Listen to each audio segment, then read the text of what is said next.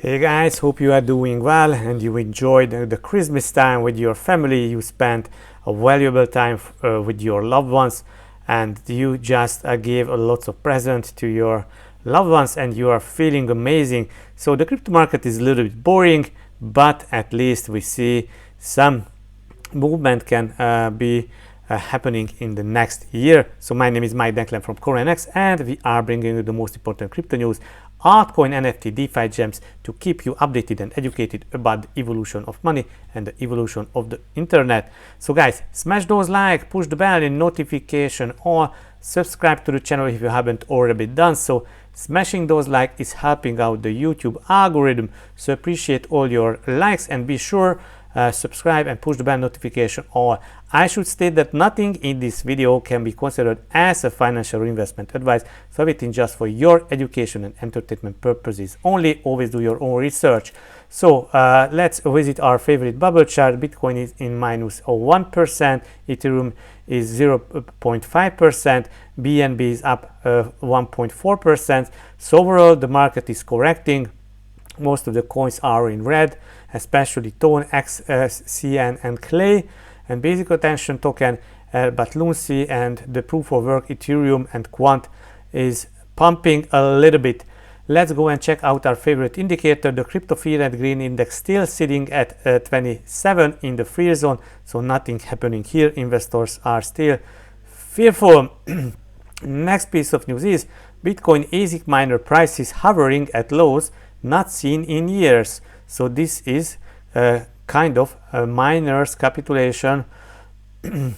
Okay, so this ASIC miners, mining machines optimized for mining Bitcoin, and there are Bitmain's anti-miner S19 and micro BTC's Watts miner M30s, and Bitcoin ASIC price index dropping. So you see from 100 they dropped back to 20 and 30, so these are low levels. The fall in price has largely been attributed to large Bitcoin mining companies that have struggled to remain profitable throughout the bear market, with many either filing for Chapter 11 bankruptcy, taking on debt, or selling their BTC holdings and equipment in order to stay afloat. So this is a kind of minor capitulation, what we see here. Next piece of news is Bitcoin to defy traditional cycle theory next year with big rally, says top crypto analyst. So TechDev is saying this, and let's quote 2023 to challenge halving theory. So 2023 will be the year before the halving, and this is challenging the Bitcoin price, because before the halving we see always a bull run up. And also these are the DXY index, and also we have some timelines here. So BTC topped April 2021 in my opinion. Litecoin structure orange, easier for most to digest. Probably top versus distribute, making November 21 a lower high. Majority still doesn't seem to understand corrective waves can make new highs.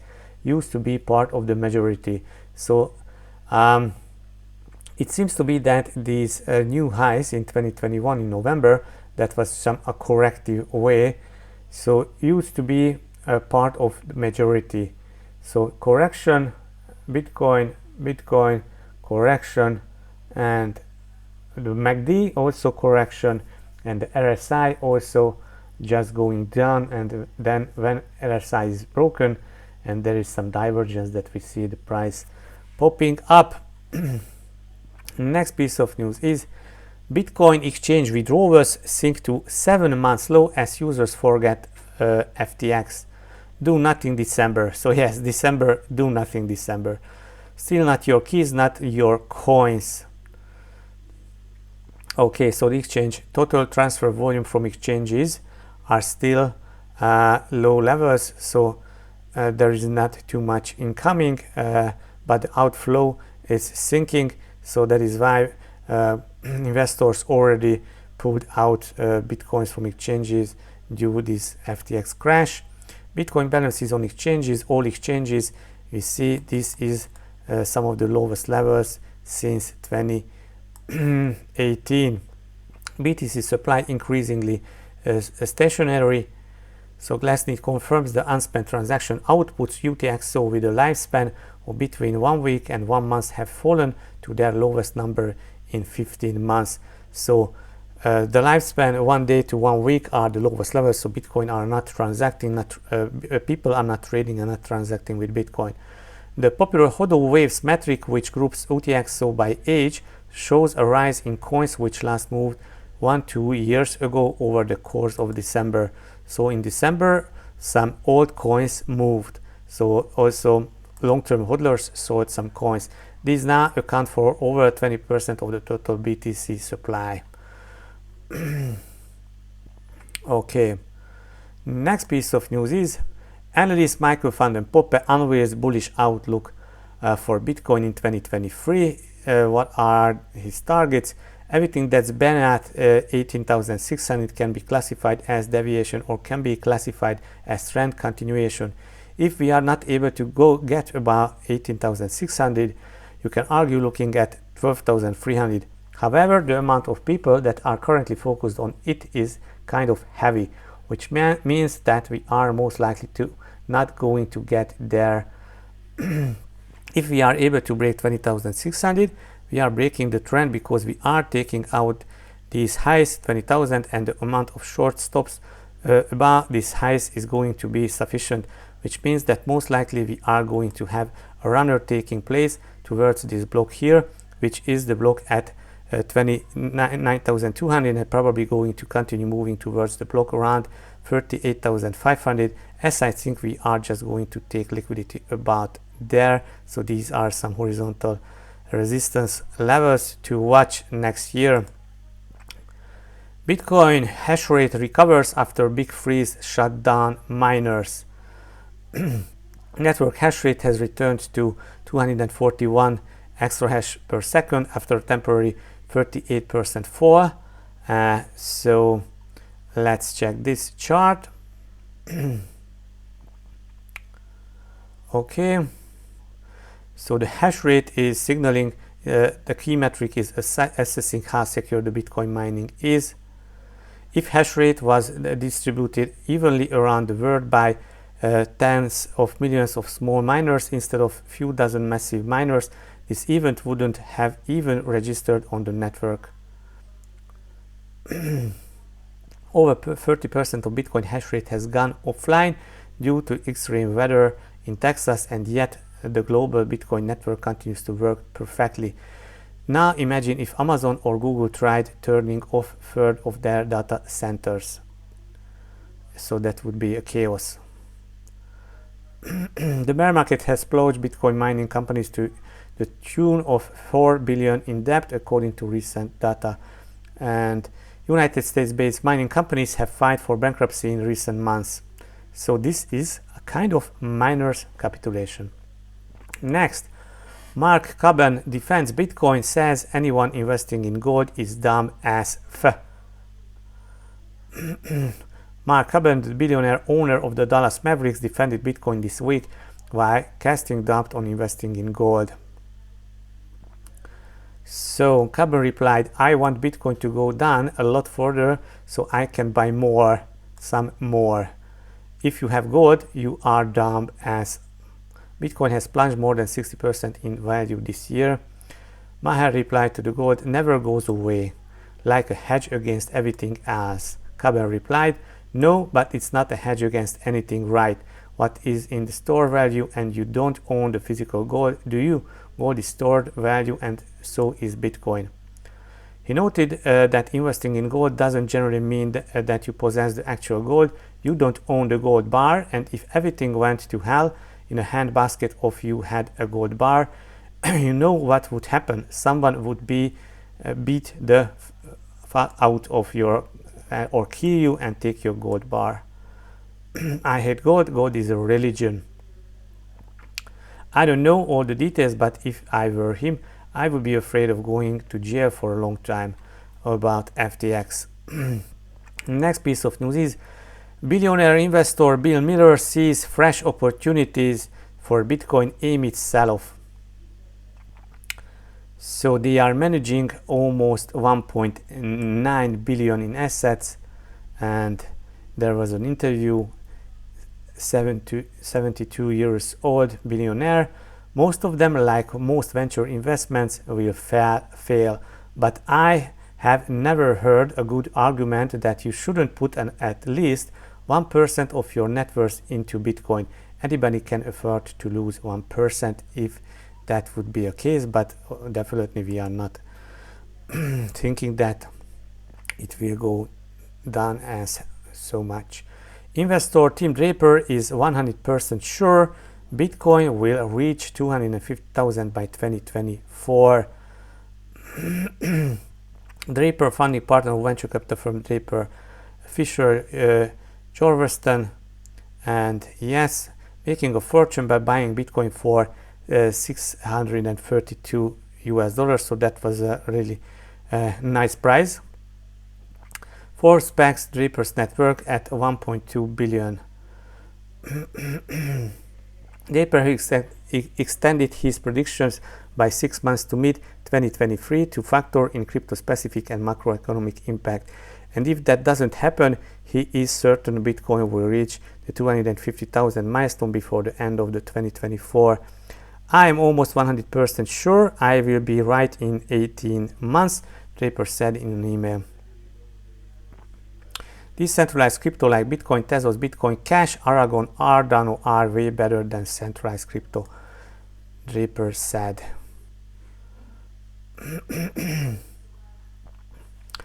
Okay, next piece of news is Coin Bureau names top altcoins to invest in during a recession, ranking Cosmos, Atom, Algorand, Algo among his top 5 altcoins to invest in during recession.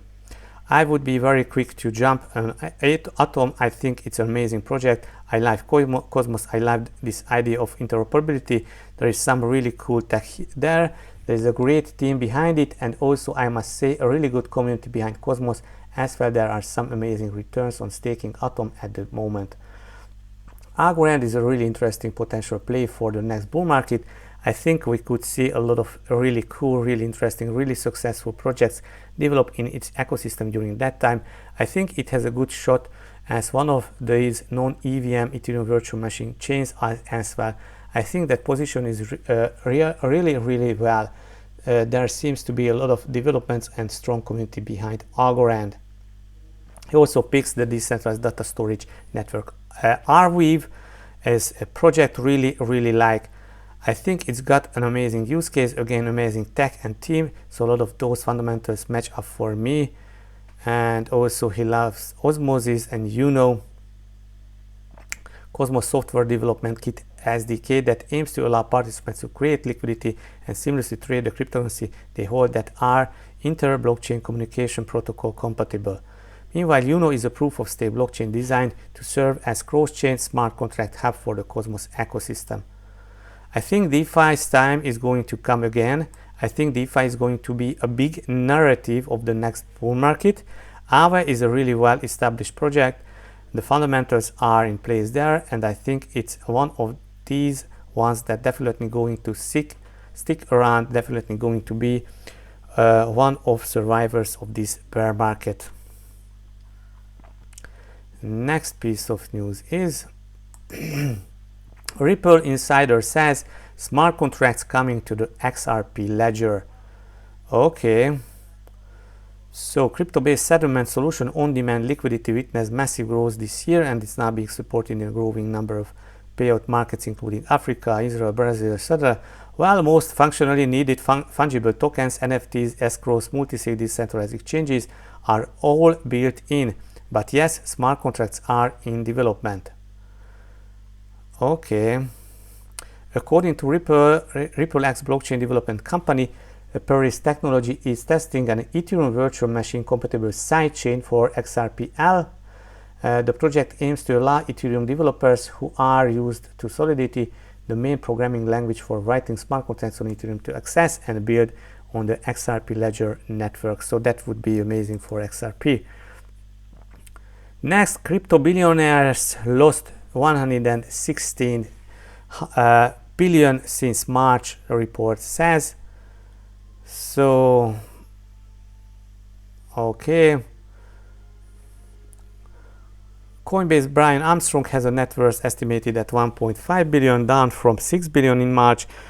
The fortune of Ripple's co-founder Chris Larsen was reduced from 4.3 billion to 2.1 million, while Cameron and Tyler Winklevoss of Gemini were valued at 4 billion in March but are worth 1.1 billion each now. So these are just some estimations. So guys, that's it. Let's go and check out my Twitter feed. Definitely follow me at MIKLOSDenkler on Twitter.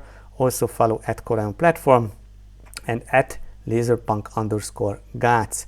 So guys, you can check out TT Protocol has a running airdrop, so definitely watch them out, and let's do this. Solana was a chain with barely average tech that was artificially pumped by SBF to get attention and to hide its major technical flaws. Will Solana alive as reliable layer 1 protocol?